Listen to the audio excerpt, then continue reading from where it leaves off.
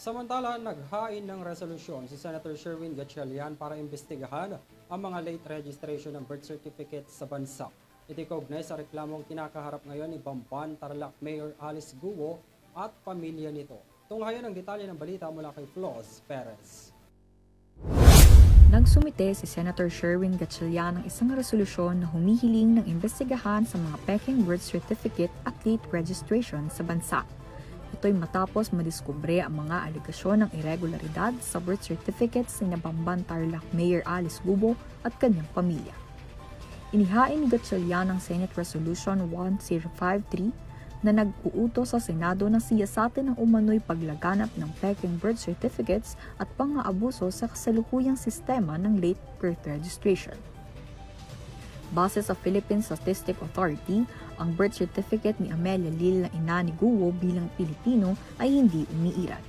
Pinanggit ni Gatchalian na may hindi bababa sa 308 peking birth certificates ang ginamit para sa aplikasyon ng Philippine passports mula Enero hanggang Setyembre 2023, kung saan 6 sa mga ito ay mga dayuhan na nakatanggap ng tunay na Philippine passports.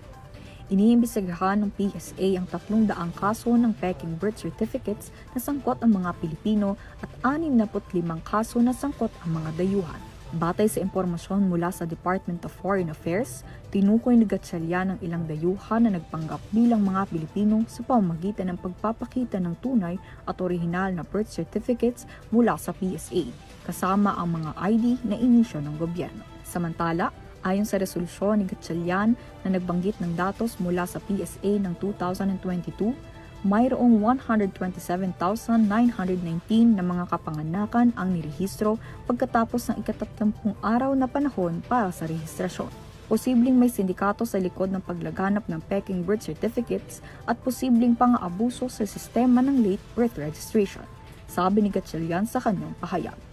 Umaasa ngayon ang senador na makapagbuo ng batas o rekomendasyon sa pulisya sa PSA sa pamamagitan ng gagawing pagdinig. Para sa EuroTV News, ako si Floz Perez, sumasaludo sa bawat Pilipino.